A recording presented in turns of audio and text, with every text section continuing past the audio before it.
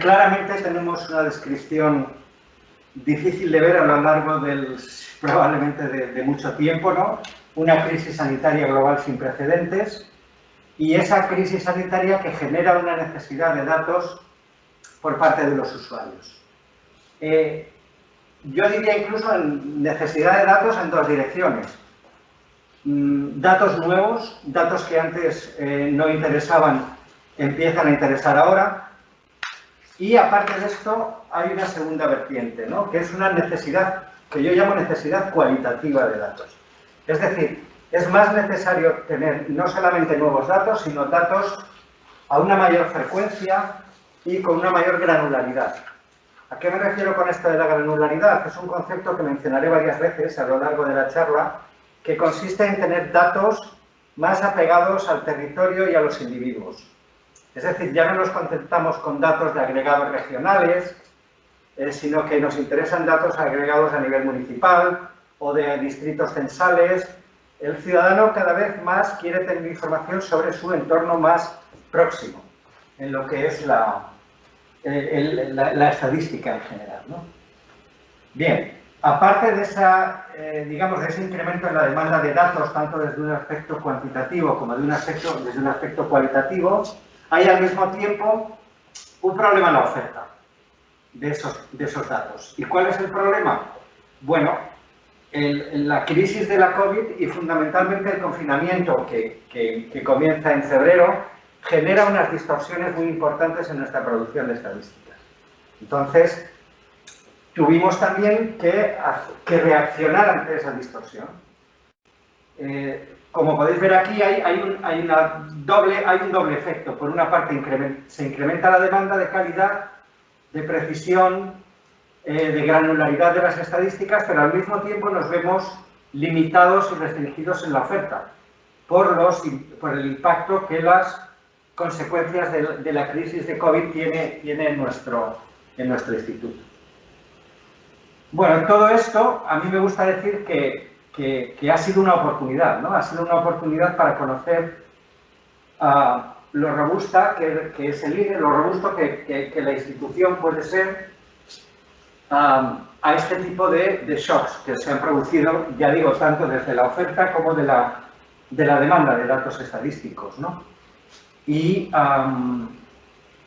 por supuesto, que hemos aprendido cosas y ya veremos a ver sobre los retos, ya os lo comentaré más tarde.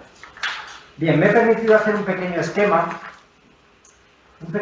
descriptivo de todas las medidas que hemos ido tomando y de todas las actividades que hemos realizado a lo largo de este periodo que va de marzo a junio. En realidad, quizás os detallaré algunas más que hemos ido actualizando o que hemos ido poniendo en marcha a partir de julio, pero bueno, no quiero prolongarme demasiado. Quizá la fase más crítica de la producción estadística desde el punto de vista del INE aparece a partir del inicio del estado de alarma, ¿no? Concretamente del 14 de marzo. Entonces, os iré mencionando una serie de medidas institucionales, tanto de tipo institucional como de tipo técnico, ¿no? En primer lugar, los días 17 y 30 de marzo, lo que hicimos fue comunicar a nuestros usuarios. A través fundamentalmente de notas de prensa y de pronunciamientos desde el propio instituto. ¿Qué es lo que hicimos ahí? En primer lugar, verificar, ratificar nuestro compromiso con la misión de ofrecer a la sociedad estadísticas de calidad. Es decir, este fue un primer mensaje. Comprometernos a seguir cumpliendo con las estadísticas o con la producción estadística. No sé si todos sois conscientes de ello, pero el Instituto Nacional de Estadística, así como otros organismos del Estado, tienen un compromiso de publicación de estadísticas oficiales. Ese compromiso de publicación se plasma en un calendario anual y en dos tipos de normas. Hay, en primer lugar, lo que es el decreto anual de producción estadística, en el que se detallan todos los productos estadísticos, todas las estadísticas que va a producir la Administración General del Estado, es lo que se llama el programa estadístico, hay uno cada año, pero luego también cada 4 años hay lo que se llama el Plan Estadístico Nacional, que recoge todas esas estadísticas que se van a producir durante los 4 años. Y aparte de esto luego hay unos calendarios en los que se plasman pues cuándo va a ser difundida pues qué estadística, ¿no? Todo esto está establecido en un esquema, en un calendario muy rígido y que se publica anualmente. Nosotros entonces teníamos unos compromisos ya de publicación tasados cuando comenzó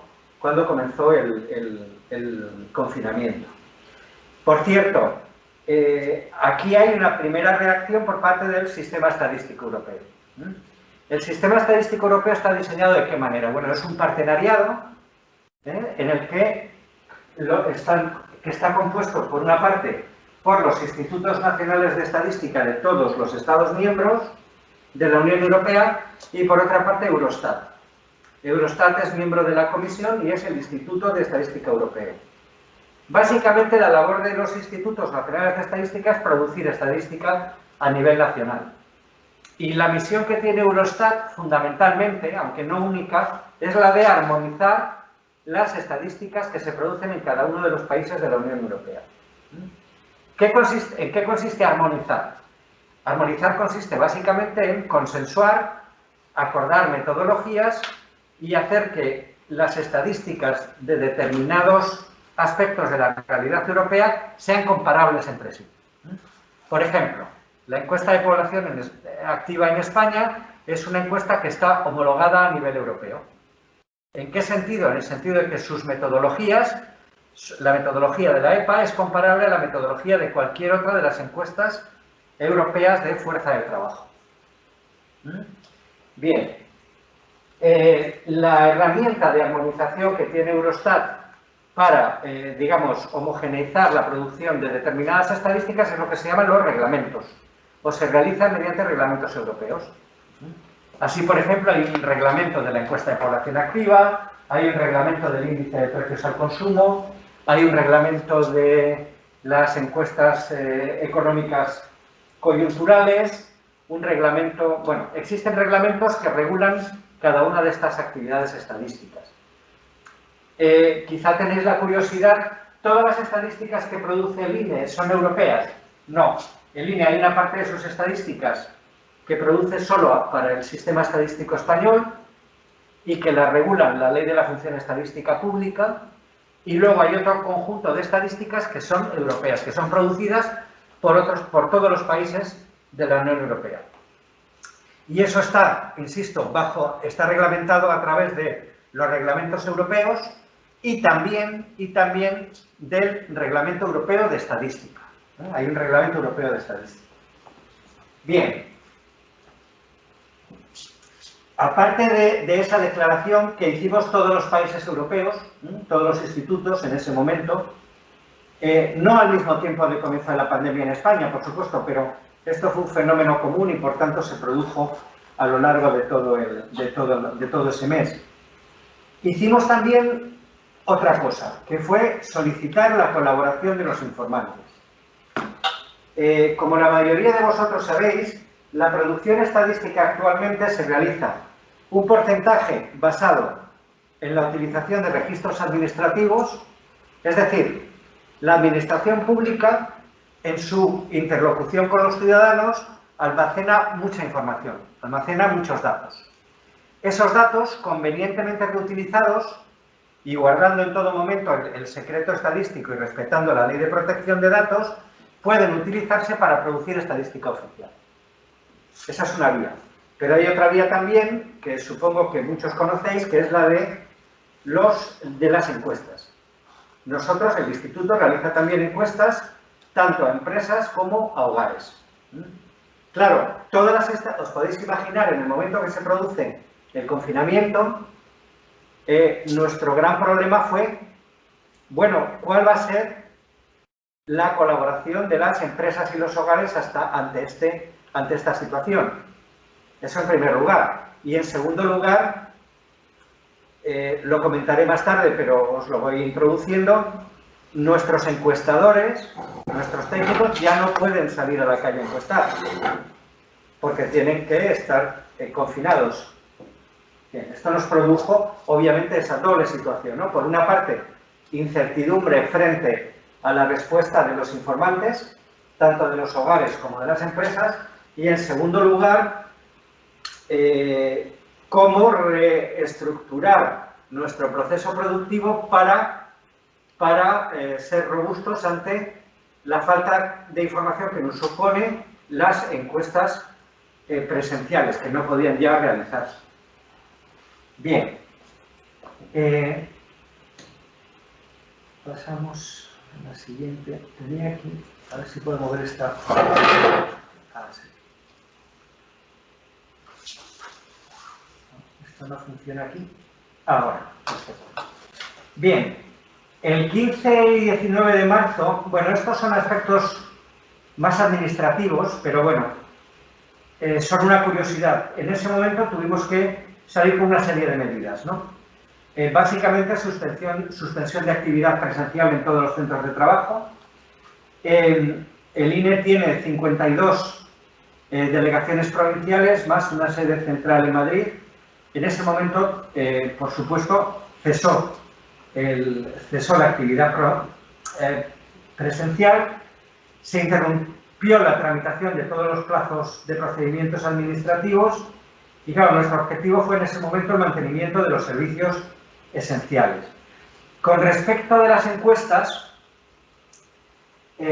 nuestro instituto tuvo una suerte y fue que, suerte, por llamarlo de alguna manera, y es que de la mayor parte de las encuestas hoy día, aunque hay un porcentaje todavía significativo que se recoge presencialmente, la mayoría ya, la recolección de la información se realiza a través de Internet o de encuestas telefónicas. Por lo tanto esa parte quedó funcionando. No tuvimos ningún problema en seguir trabajando con ello. Bien.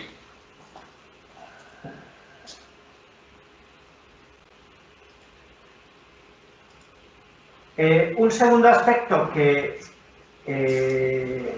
también tomamos, o un segundo conjunto de medidas que tomamos, fue a través del Consejo de Dirección, y aquí nuevamente, en el ámbito europeo, llamo vuestra atención.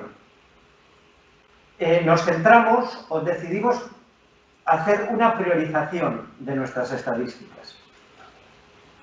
En aquel momento no teníamos muy claro si podríamos cumplir con el calendario que teníamos y, por lo tanto, lo que decidimos fue, bueno, de no cumplir, vamos a intentar priorizar cuáles son aquellas operaciones, aquellas estadísticas que creemos son prioritarias para el INE. Bien, esto no lo hizo el INE solamente. Nuevamente aparece el Sistema Estadístico Europeo.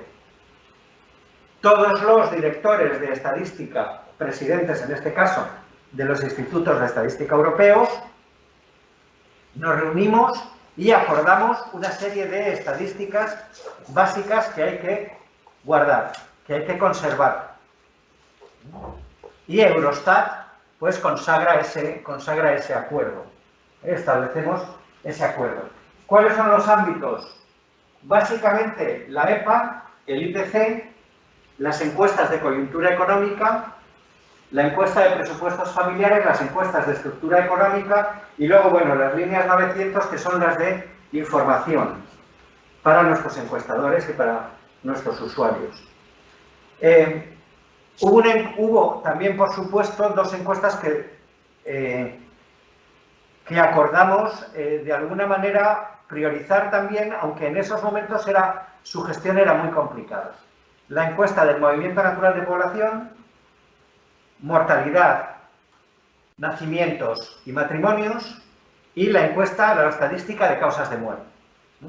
Estas dos estadísticas, en el momento en que se produjo el confinamiento, claro, en ese momento se produce un problema de información muy importante, ya que esas dos estadísticas, en lo que respecta a mortalidad, beben de los certificados médicos de defunción, que a nosotros nos llegan a través de los registros civiles.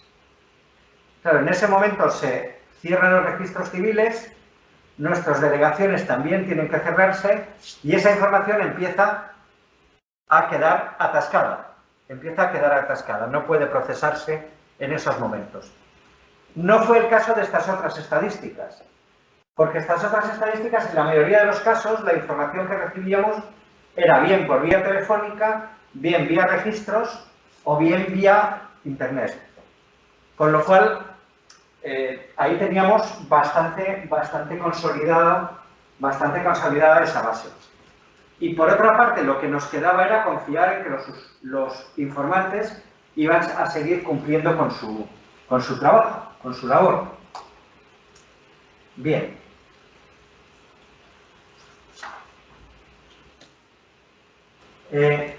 A partir de ahí,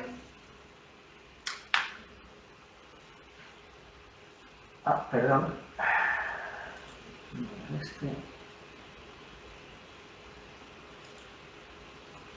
Ya había, el día 13 de abril concretamente, ponemos en funcionamiento la página web estadística y COVID de nuestra página web.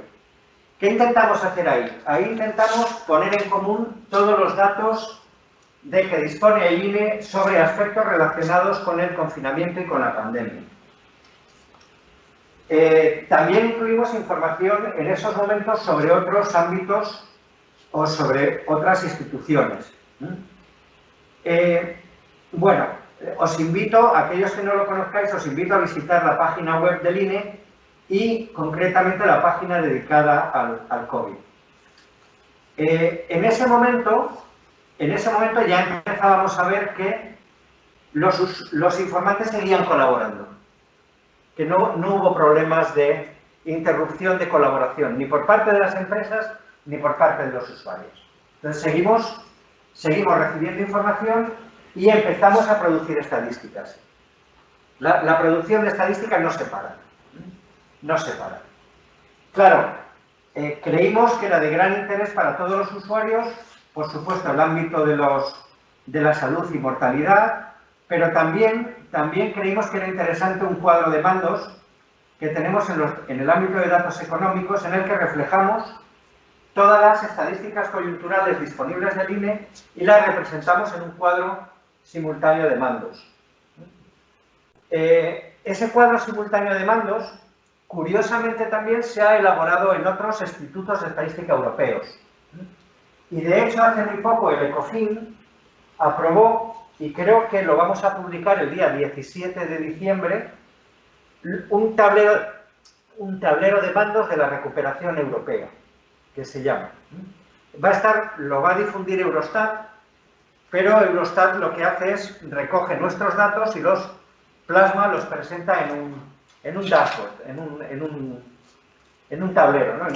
Como muy similar al que tiene ya el INE. Bien. Dentro de esta primera parte de la pandemia, lo que es la parte del confinamiento, empezamos a trabajar también con datos de movilidad. Esta es una de las primeras contribuciones o de uno de los primeros ámbitos en los que... A ver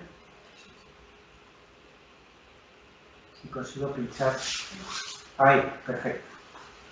Este es uno de los primeros trabajos, una de las primeras estadísticas que tuvimos que producir prácticamente a necesidad. En ese momento había una necesidad clara de entender los movimientos, la movilidad de la población durante el confinamiento. Entonces, en ese momento y de manera altruista, las compañías telefónicas más importantes de este país se pusieron en contacto con nosotros y nos ofrecieron la posibilidad de trabajar conjuntamente para producir diariamente datos sobre la movilidad de los españoles. Esto es lo que llamamos el Data COVID. Bien, el análisis, este estudio de movilidad, que por cierto ya estaba relacionado en primera instancia con el Censo de Población y Vivienda que publicaremos el año que viene, lo que hace es intentar entender la movilidad de los españoles. Para ello, ¿cómo lo hacemos? Es algo muy sencillo. Lo que hacemos es compartimentamos dividimos el territorio español en 3.200 áreas de movilidad. 3.200 áreas que tienen aproximadamente todas ellas la misma población.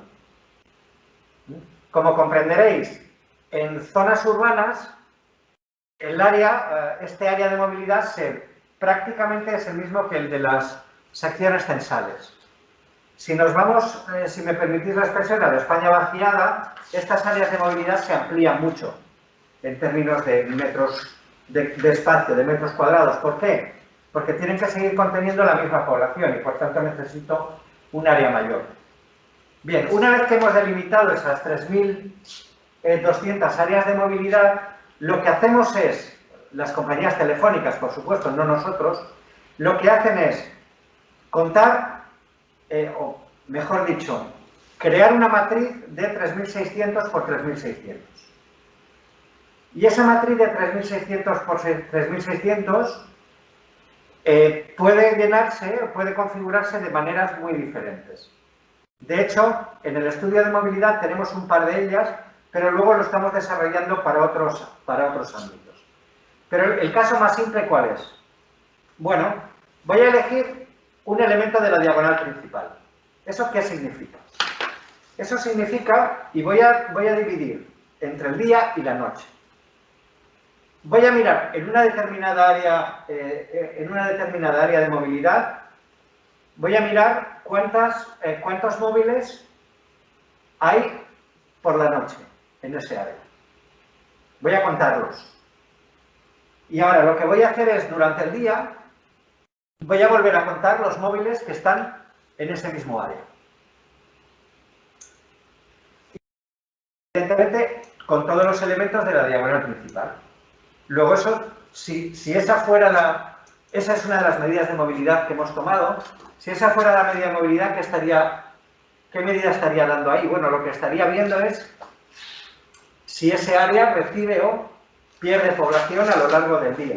Si es un área, o si es, por ejemplo, un área básicamente de residencia, pero no de trabajo, o si al revés, si es un área en el que el número de personas durante el día es mucho mayor que el de la noche. Es decir, cuento cuántos móviles tengo durante el día y cuántos móviles tengo durante la noche, en el mismo área. Pero claro, puedo hacer lo mismo y esos serían los elementos de fuera de la diagonal principal, que tendría dos áreas de movilidad diferentes y podría compararles. Es decir, bueno, voy a usar lenguaje matricial. I y J, dos áreas de movilidad. Pues cogería el área yésima y diría, bueno, ¿cuántos móviles están por la noche residiendo en el área yésima? Este número. Y voy a ver ahora, durante el día, cuántos de esos móviles que residían en el área yésima por la noche están en el jésimo durante el día. Y eso me da una idea de la movilidad entre dos áreas geográficas. Y eso lo hago para todos, para una matriz de 3.600 por 3.600. Podéis imaginar la potencialidad que tiene este procedimiento. Os invito a que visitéis en la web el trabajo. Tiene una representación cartográfica que es fantástica porque permite navegar a diferentes áreas y llega a unos niveles de representación realmente impresionantes. De hecho, varios países europeos, a partir de este trabajo, pues han desarrollado también trabajos propios. Hace muy poquito, Alemania, el DESTATIS, el Instituto Federal Alemán de Estadística, ha publicado también algo en estas líneas, pero claramente hemos sido de los primeros países del mundo que hemos utilizado estas nuevas técnicas de datos, estos nuevos datos en la producción de estadística oficial. Este es uno de los temas, por cierto, que la pandemia ha puesto en la producción estadística oficial de moda y diría yo, en el candelero. La utilización de estas nuevas fuentes de datos privadas en la producción de estadística pública. La utilización de datos masivos. Este, por ejemplo, es uno de los casos más evidentes.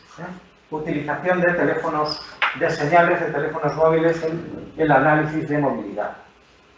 Por supuesto, y antes de pasar a la siguiente transparencia, pues quiero aclararlo, no existe en ningún momento una intromisión en la privacidad de los individuos.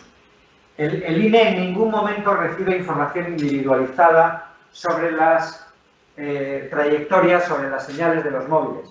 Nosotros lo único que observamos son cuenteos de datos. Se cuentan los datos, se cuentan las señales, nada más. No existe ningún otro tipo de información.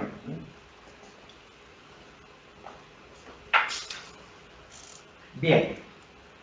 En este ámbito estamos dando datos diarios desde el 31 de marzo y ahora mismo estamos retomando otra vez esta producción estadística, pero no en términos diarios, ahora lo vamos a hacer un poco más espaciada. Sencillamente porque viendo los datos te das cuenta que al final hay una componente estacional muy fuerte dentro de la semana y no es necesario observar realmente todos los días de la semana para hacer esto. Bien, aparte de este estudio de movilidad, hay también un aspecto interesante en las actividades del INE durante este periodo de tiempo, que es el estudio su participación en el estudio nacional epidemiológico de la infección. Este estudio ha sido uno de los primeros en hacerse en el mundo también, y la razón de este estudio era básicamente la de intentar, entre otros muchos objetivos, el de intentar determinar cuál era el número de contagiados en las épocas más complicadas de la pandemia, de la primera hora de la pandemia. Como recordaréis, el problema estadístico que se planteaban era muy sencillo. Ante el número limitado de test de que teníamos disponibilidad en ese momento, tendríamos que ser capaces de entender de alguna manera cuál era la relación entre el número de individuos contagiados por test y el número de aquellos individuos que se habían contagiado pero que no tenían síntomas, que eran asintomáticos. Bien, este estudio es el que ha permitido efectuar cálculos, por ejemplo, en esa dirección. A nivel europeo se han hecho muy pocos.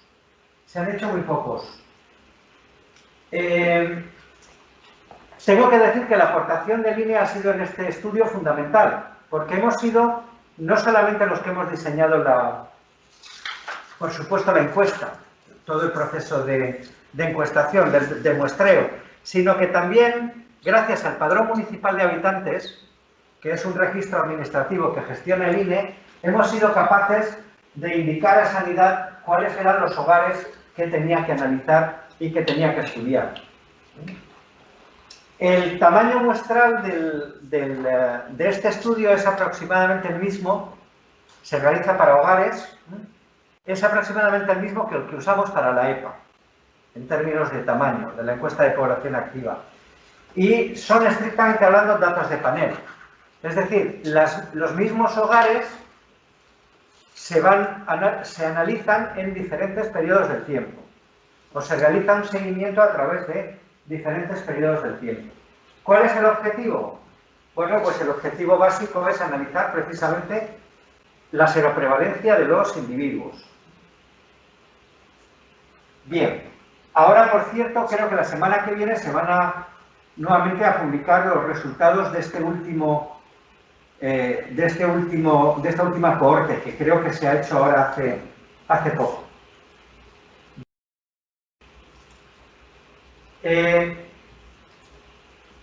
Vamos ahora con los primeros productos que sacamos en pleno confinamiento. Productos importantes, ¿no? Estamos hablando de la encuesta de población activa, del índice de precios al consumo y de la contabilidad nacional trimestral. Estas tres operaciones tuvieron para nosotros, por supuesto, en primer lugar, nos habíamos comprometido con nuestros colegas europeos a ponerlas en tiempo y forma a disposición de los usuarios. Pero en segundo lugar, creíamos también que había que realizar un esfuerzo adicional para comunicar los resultados al público en general. Mi intención en todo momento fue transmitir que el INE, que el productor de estadísticas oficiales, no era un ente ajeno a lo que estaba pasando en el país, ¿no? Y que por lo tanto teníamos que tener de alguna manera en cuenta esta situación que estábamos viviendo. La encuesta de población activa, en primer lugar, decir que tuvo una colaboración por parte de los informantes excelente. De hecho, en algunos momentos obtuvimos tasas de respuesta mejores que las que obtenemos normalmente. No sé, en broma solíamos decir que quizá la gente estaba tan aburrida en su casa que cuando les llamaba un encuestador del INE estaban encantados en estar charlando un buen rato con ellos, ¿no? No lo sé, pero en general, en ese momento la colaboración fue excelente y me congratulo por ello. Y siempre que doy una charla de este tipo, no me cuesta trabajo agradecer nuevamente la colaboración en ese momento de los informantes, ¿no? Pero en ese momento sí nos dimos cuenta de un detalle que fue común a otros países de la Unión Europea también. Y es que en ese momento nos encontramos con un incremento importante en el número de inactivos. Claro, esto había que explicarlo. La respuesta era bastante sencilla, pero difícil de comunicar.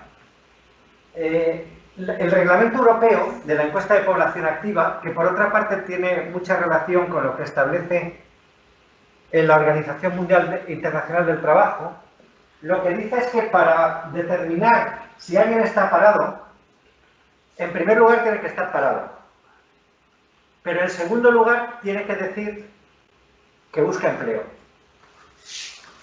Bien, claro, cuando nosotros llamábamos a un hogar y le preguntábamos a alguien si estaba parado, te podría decir probablemente que sí. Pero en el momento que tú le empezabas a preguntar si estaba buscando empleo activamente, claro, la búsqueda de empleo activa en un contexto de confinamiento, coincidiréis conmigo en que no es fácil. Claro, si esa respuesta era negativa, como era en la mayoría de los casos, ese parado potencial pasaba a ser inactivo. Y de hecho eso es lo que observaréis en los datos de la encuesta de población activa del segundo y del tercer trimestre de este año, que hay un número anómalo de inactivos. Precisamente por esto. Precisamente por esto. Fueron dos trimestres en los que el mercado de trabajo sufrió una distorsión completa. Y esto había que explicarlo. Hubo grupos de trabajo a nivel de la Unión Europea, de subdirectores encargados de las estadísticas laborales, también acuerdos por parte a nivel de los presidentes de los INES, precisamente para tener en cuenta esto y también ser capaces de dar una respuesta conjunta. Bien, índice de precios al consumo. Algo similar. Nos encontramos en un momento determinado, bueno, nuestros encuestadores no pueden ir porque las tiendas están cerradas y porque ellos no pueden salir. Nos adaptamos. Todo lo que eran entrevistas presenciales pasan a ser telefónicas. Pero aún así hay un conjunto de locales que están cerrados. Bien, nuevamente hay un problema metodológico, ¿no? Nuevamente acordamos a nivel de la Unión Europea qué hacer. Es decir, nuevamente el INE España no decide unilateralmente cómo tratar el problema de recogida de datos a nivel del IPC, sino que lo hacemos de manera consensuada con todos nuestros colegas europeos.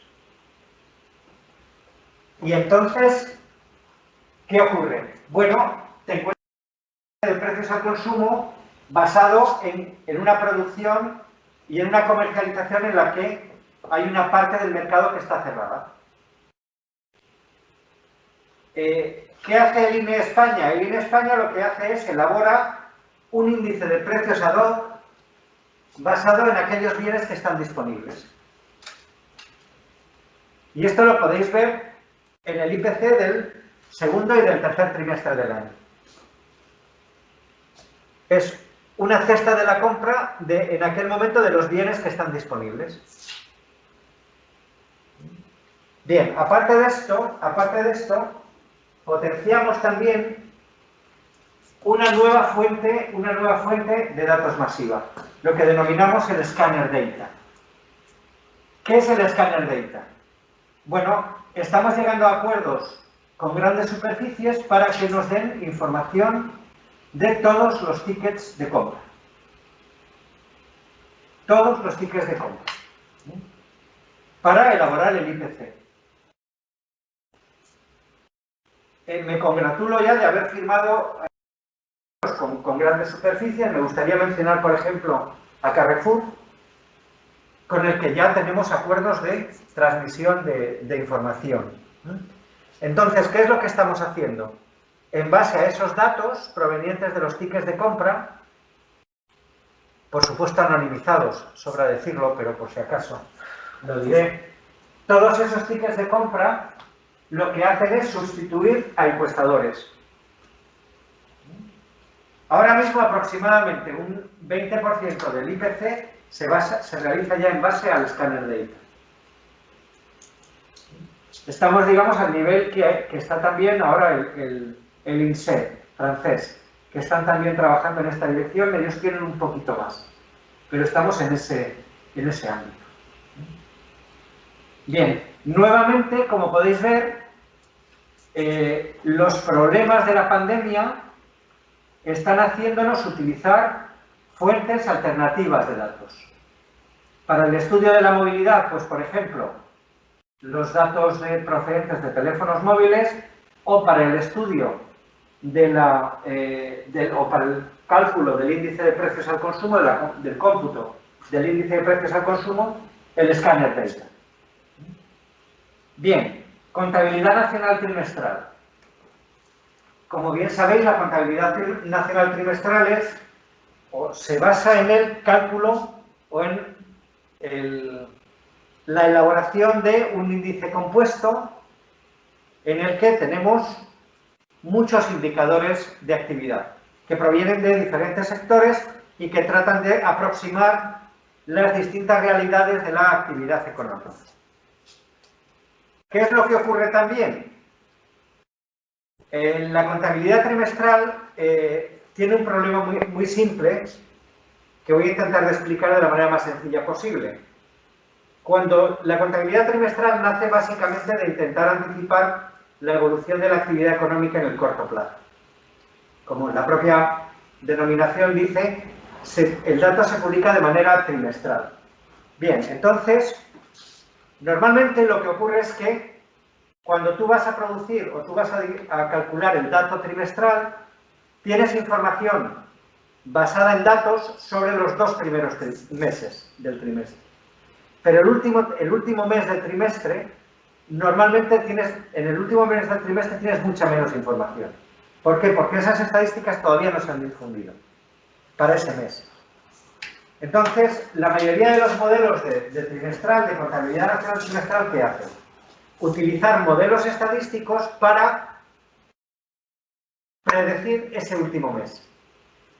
Una vez que has hecho la predicción de ese último mes, calculas el trimestre y es el dato trimestral. Provisional, que después de unos meses, cuando tienes ya el dato de ese último mes, lo elevas a definitivo. Bien, claro, ¿qué problema nos encontramos en febrero? En febrero nos encontramos con que la actividad económica, una vez que comienza el confinamiento, cae de manera dramática. ¿Y eso qué significa para un modelo estadístico? Eso es un desastre, es una tragedia, porque no sabemos predecir. Claro, evidentemente, en el momento que tú intentas predecir eso, los modelos generalmente lo que van a pensar es que esa caída drástica en la producción se debe a un shock. y por tanto no te lo van a tener en cuenta, o van a pensar que es una observación poco influyente, con lo cual tu predicción va a ser mucho más suave de lo que tienes. Evidentemente tú no observas la intensidad de ese shock de caída. Si lo observases, no necesitaríamos. Lo que tenemos es que adivinar cuán de grande es ese shock. Pero claro, no tenemos ese dato. Y lo único que podemos hacer es predecir. Con lo cual la predicción, esto es algo que mucha gente, o que muchos, no entendemos. No se puede predecir algo que antes no ha pasado nunca. Si algo no ha pasado nunca, no se puede predecir. La predicción que va a salir es algo que no va a tener mucho sentido. Bien, ¿qué tuvimos que hacer entonces? Nuevamente recurrir a fuentes alternativas de datos. Por ejemplo, el gasto de los hogares con tarjeta de crédito. Disponemos de esa información y hacemos estimaciones del consumo en base a esos datos de gasto con tarjetas de crédito. Tuvimos también una gran ayuda por parte de la Agencia Estatal de la Administración Tributaria. La Agencia Estatal de la Administración Tributaria es un cliente, digamos, muy... mejor que cliente, dejarme llamarlo partner, entusiasta del INE. El INE utiliza mucha información de la Agencia Tributaria en la producción de sus estadísticas. Y concretamente, en la evolución de la actividad económica a corto plazo, nos ha sido de gran valía la información que nos iba suministrando la Agencia Tributaria, por ejemplo, sobre recaudación de IVA. Esa información ha sido valiosísima también para efectuar los cálculos de la contabilidad trimestral. Como podéis ver, voy insistiendo en algunos conceptos clave, y uno de ellos es este. Utilización de nuevas fuentes de datos, tanto en lo que respecta a registros administrativos como en lo que respecta a datos masivos. Bien.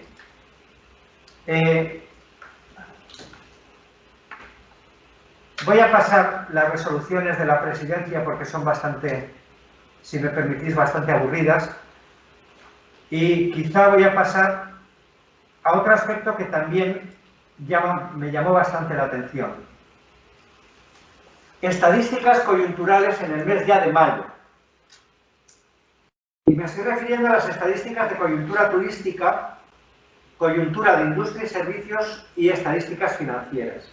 Me voy a centrar fundamentalmente en las dos primeras. Claro, la coyuntura turística, nuevamente volvemos al problema de la encuesta.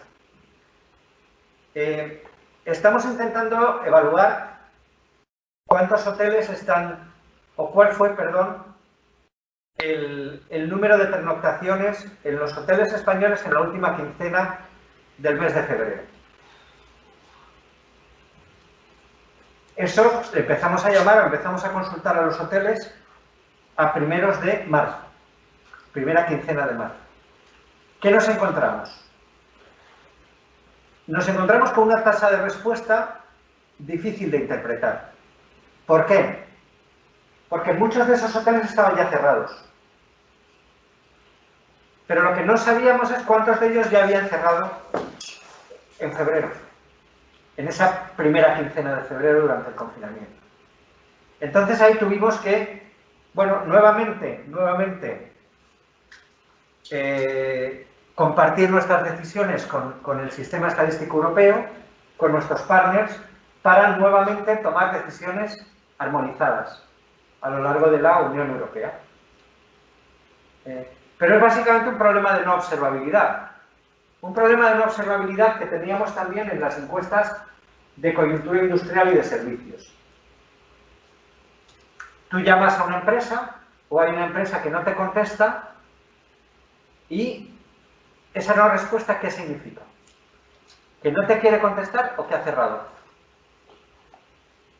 Bueno, ahí hay un problema clásico también de no observabilidad que tuvimos que resolver. ¿Cómo lo resolvimos? Nuevamente mediante la utilización masiva de registros administrativos. registros de la Seguridad Social, nuestro directorio central de empresas, en muchos casos, para conseguir esas estadísticas. Que, por supuesto, como podéis ver, tengo que decir a día de hoy con orgullo que no hemos faltado a nuestra cita con un calendario en ningún caso. En ningún caso. Todas las estadísticas han ido saliendo en tiempo y forma. Bien, pues vamos a estadísticas experimentales. Este es otro tema. Si encuentro el ratón. Aquí está. Bien, esto fue, y me precio de decirlo así, una iniciativa que yo tomé pues casi justo poco tiempo después de asumir la presidencia del instituto. ¿Qué son estadísticas experimentales? Estadísticas experimentales son productos estadísticos que son innovadores en lo que respecta a su metodología o en lo que respecta al tipo de datos que usan. Bien, al ser innovadores, todavía no tienen la madurez suficiente para constituir lo que nosotros llamamos, o para crear lo que nosotros llamamos una estadística oficial. Una estadística oficial tiene que tener unos estándares técnicos, una fiabilidad y una calidad que tenemos que garantizar o que estamos obligados a garantizar por respeto al Código de Buenas Prácticas de la Estadística Europea. Sin embargo, en otros muchos países, estas estadísticas experimentales han sido un vehículo, un motor de la innovación en la producción estadística. La primera estadística experimental que sacamos fue el Atlas de la Renta de los Hogares Españoles. La verdad es que fue un exitazo. Se nos cayó la página web. No pudimos, tuvimos que ampliar porque realmente tuvimos, no sé si fueron del orden de 200.000 usuarios conectados en un momento determinado. Aquello se nos caía. ¿En qué consistió el Atlas de la Renta? En una idea muy sencilla. Cruzar los datos de renta fiscal provenientes de la agencia tributaria con nuestros datos de hogares. Y esta representación la plasmamos sobre el territorio. Representamos la renta media a nivel de sección censal, a nivel individual y a nivel del hogar. Todas estas estadísticas experimentales están a vuestra disposición en la web del INE. Os invito a visitarlas también. Bien, de la estadística de movilidad ya he hablado. La estadística de movilidad es también una estadística experimental porque utiliza información proveniente de las señales de los teléfonos móviles.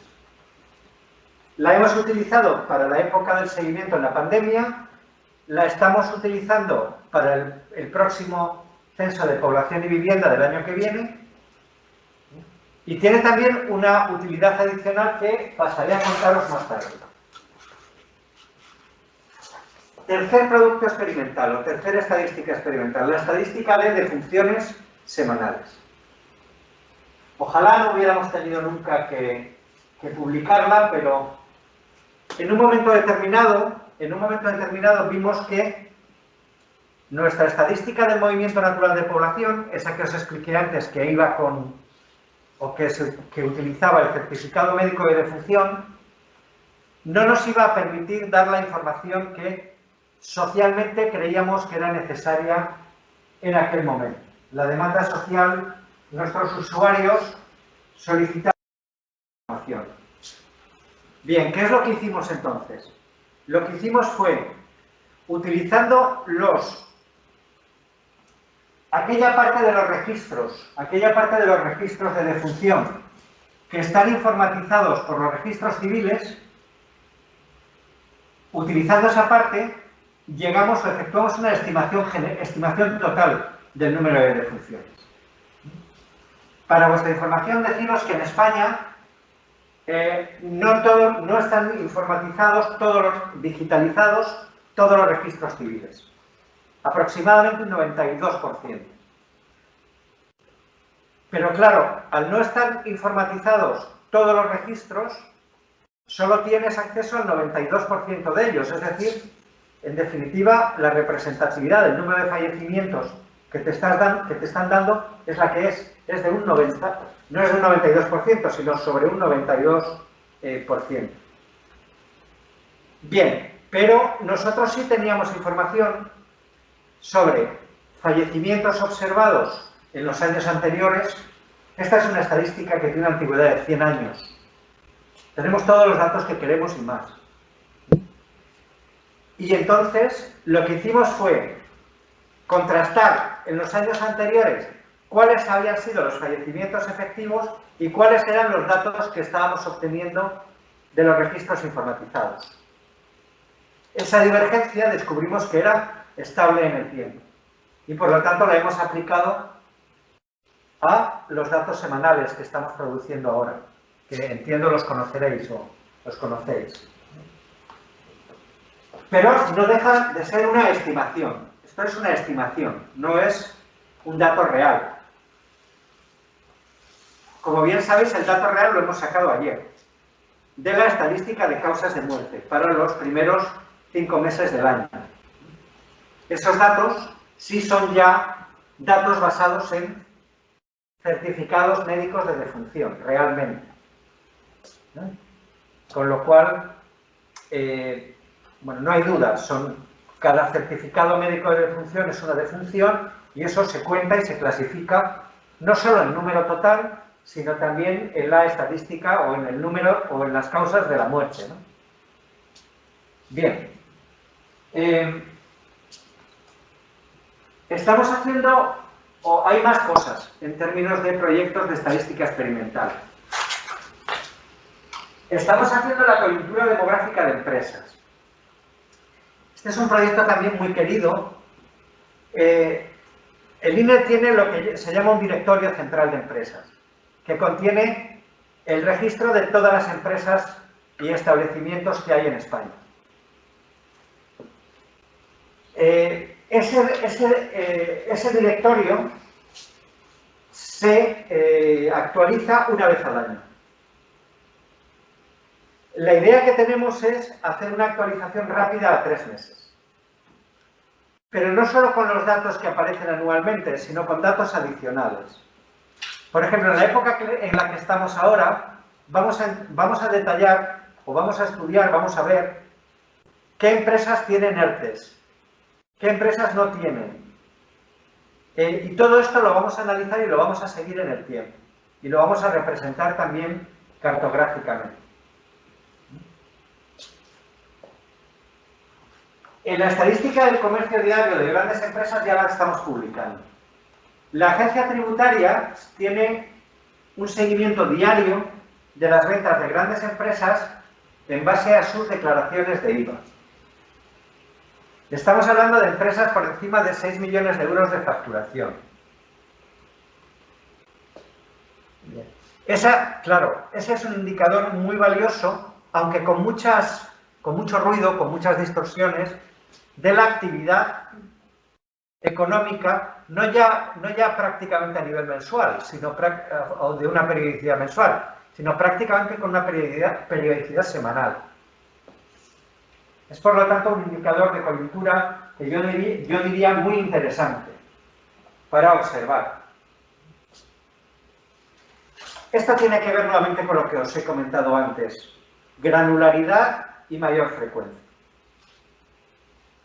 Fijaros que todas esas operaciones que estoy enseñando, todas esas estadísticas experimentales, tienen mucha granularidad. Estamos hablando de áreas de movilidad, de 3.600 áreas de movilidad en el territorio. Estamos hablando de distritos censales, de secciones censales. Estamos hablando de empresas a nivel prácticamente de municipios. realmente, y hablamos ahora también de datos de alta frecuencia, datos prácticamente con una regularidad semanal. La gente cada vez más quiere saber lo que pasa hoy, no lo que va a pasar dentro de, o no lo que ha pasado hoy después de 15 días, ¿no? Ese es uno de los grandes retos. Bien, tenemos también la estadística de viviendas turísticas. Esto lo estamos haciendo usando una técnica que se denomina web scraping sobre las grandes plataformas, sobre Airbnb, sobre Booking. Lo vamos a publicar ya. Esto está ya prácticamente fuera. Y hay dos estadísticas experimentales más que añadir que tienen que ver con el sector turístico. En vez de utilizar encuestas para preguntarle al turista dónde viaja, vamos a usar sus móviles nuevamente. Vamos a utilizar una metodología similar a la que hemos hecho con la movilidad y lo que vamos a estudiar es dónde van. En el caso de los extranjeros es muy práctico, es muy útil, porque a través del roaming sabemos exactamente de qué país provienen. Con lo cual nos resulta bastante fácil, entre comillas, entrever cuáles son las partes o los lugares donde han visitado. Vamos a utilizar también gasto en tarjetas de crédito para entender el gasto turístico de los extranjeros en España. Nuevamente, cuando un turista gasta en España con su tarjeta de crédito, automáticamente sabemos de qué país proviene.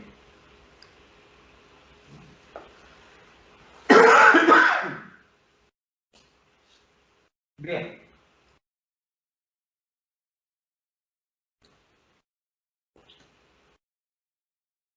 Creo que tenía... Para ir terminando ya. Bien. Lecciones que os dije que me gustaría compartir con vosotros, ¿no? Que hemos aprendido. En primer lugar, o en los dos primeros aspectos, la estadística oficial tiene bases sólidas. Hemos resistido al menos las dos primeras horas. Hemos resistido, yo diría, bastante satisfactoriamente las dos primeras olas de los confinamientos y de la crisis. Eso en primer lugar. Se ha demostrado que la acción coordinada del sistema estadístico europeo es útil. Es útil. El tiempo que hemos dedicado a discutir, a coordinarnos, a intercambiar experiencias, ha sido útil y fructífero. Útil y fructífero.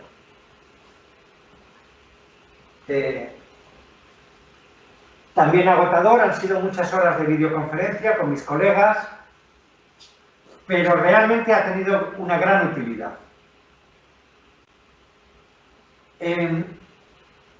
Para terminar, ya de la priorización ya os hablé previamente, me gustaría hablar de dos estadísticas que son el censo agrario y el censo de población y vivienda, de los que me siento especialmente orgulloso. Esto a nivel europeo, en muchos países está suponiendo un problema muy serio. La realización de ambos censos. ¿Por qué? Porque son censos todavía que en muchos países europeos se realizan de manera presencial. No sé si recordaréis, los que tengáis ya alguna cana, en el 2001 el censo de población y vivienda de este país todavía se hacía con una encuesta a cada uno de los hogares españoles. Es decir, iba un señor casa por casa pidiendo información sobre los residentes en ese hogar. La operación censal era una operación monstruosa en aquel momento. Había que contratar a decenas de miles de personas para que encuestaran a todos los hogares del país. Hoy en día eso ya no lo hacemos. Los datos censales se obtienen por mero cruce de registros administrativos. Haremos también una encuesta, pero mucho más pequeña, para complementar algunos aspectos del censo. Lo mismo con el censo agrario. El censo agrario hasta hace 10 años se hacía también a través de una encuesta directa a los agricultores, a los ganaderos. Hoy en día estamos utilizando también, en la mayoría de los casos, un registro administrativo. Ese gran avance que ha supuesto para nosotros supone también que otros países en los que están todavía con las técnicas tradicionales ha generado serios problemas para su puesta en marcha. Esta mañana precisamente estaba reunido con mi homólogo polaco y me decía que estaba bastante satisfecho cómo está yendo el censo agrario en Polonia, pero que las dificultades han sido muchas para ponerlo en marcha. Nosotros no hemos tenido ese tipo de problemas hasta ahora. Por supuesto, es también importante todas las recomendaciones y notas metodológicas de aquello que hemos ido aprendiendo en este tiempo. Bueno, para terminar, los nuevos retos. La pandemia nos ha obligado a modernizar nuestra producción, a utilizar nuevas fuentes de datos, a utilizar nuevos registros administrativos. Creíamos que lo habíamos aprendido ahí todo y nos queda todavía mucha carrera por hacer. Y sobre todo también a que será necesario probablemente en no mucho tiempo una modificación de la normativa estadística nacional, estamos en ello, y europea. ¿Por qué? Porque el uso de todas estas nuevas fuentes de datos hace necesaria una reconsideración de los reglamentos y del propio funcionamiento del sistema estadístico. Muy bien, pues agradeceros vuestra atención, espero no haberos aburrido demasiado y gracias a todos. Buenas tardes.